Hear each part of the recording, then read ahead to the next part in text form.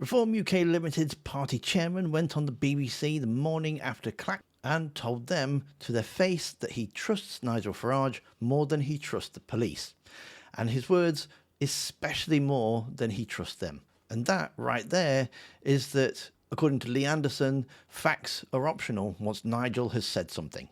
And it turns out it's not even the strangest thing that Lee Anderson said before breakfast had even finished. Now, according to Reform UK, the decision not to attend was made after he was alerted to an organised campaign to disrupt and degrade the result by Essex Police, a claim that has been disputed by opposition politician Count Binface. I asked Essex Police, was there any credible threat of a disruption here? And I can tell you they said unequivocally no, it was safe to go ahead. So that's 4 separate accounts of this now, denying Farage's version, and the 4th one is the most direct yet. So the BBC brought that to Lee Anderson, and Reform UK Limited's own chairman said this live on air. Well, sometimes some of these police forces that we've been dealing with recently are about as honest as you lot at the BBC. I've not spoken to Nigel about this. I've not spoken to Essex Police. If Nigel gets up on stage and says that he's been advised not to attend the event, then I believe Nigel above the police and especially above you lot at the BBC. So he's not spoken to Farage, he hasn't spoken to the police, he doesn't know what was actually said by anyone to anyone, and his conclusion on that basis is that the leader's word beats the police, beats the broadcaster asking the question.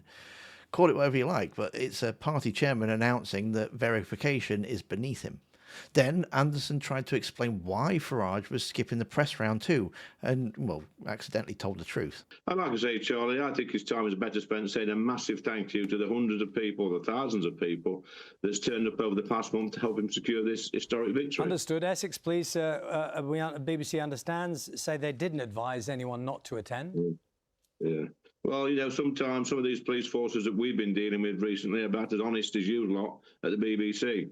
So Thursday night it was a credible security threat, but by Friday morning it was, according to his own chairman, a preference. Nigel would simply rather spend his morning with people who agree with him than answer questions from people who don't, which is is a human instinct, I suppose, and also not what was advised by Essex Police. Reform's chairman just downgraded a security threat to a feeling without noticing he'd done it. Then there's the Binface line, which deserves its own moment because, well, it's just a lie. Well, we know who Mr. Binface is. I think he's somebody who works loosely for the BBC, writes stuff for your channel. So, yeah, you've spoken to him already, but... See, he doesn't. John Harvey, the man who's under the bin, has presented some BBC radio programmes over the years, the same way plenty of comedians and writers have, which is not remotely the same thing as working for the news channel that's currently interviewing you. And it's not why he stood in Clacton. It's a deflection wearing a fat costume, and it took about 30 seconds just to double check.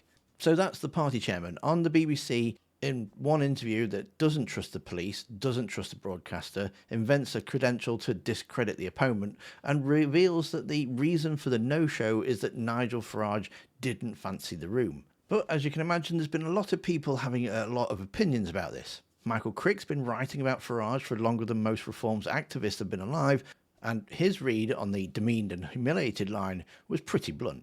And then this extraordinary statement he's made last night, talking about how he wasn't going to go to the Count because he didn't want to be demeaned and humiliated by nobodies.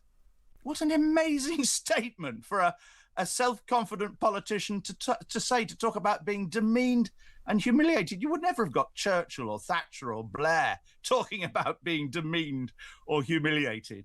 I don't think this has gone to his advantage at all.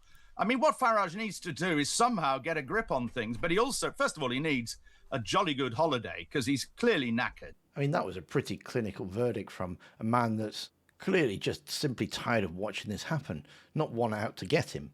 And then the voters themselves gave a more honest account than any of the politicians did. Times Radio, Rosie White, went to Clacton yesterday morning and stopped people in the street. Tell me what you think of your newly re-elected MP. And she said, rubbish. I said, oh, right, you're talking about Nigel Farage. And she said, he's rubbish. I like that. Just one word, no elaboration needed. And then the Reform voter she spoke to right before wasn't exactly euphoric either. She said that she'll wait for all the facts before deciding whether she'd back Farage again if there's a second contest.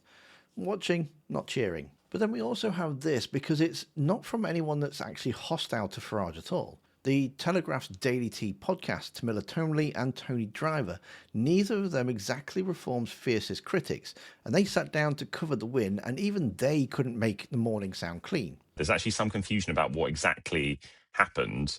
Essex Police is saying that they didn't warn him not to attend the count.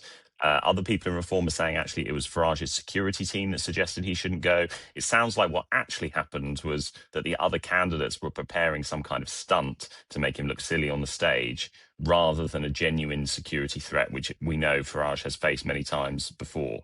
But yeah, there's a bit of mudslinging going on now between the police and Reform. It has turned into, dare I say it, a slightly classic Reform-style row.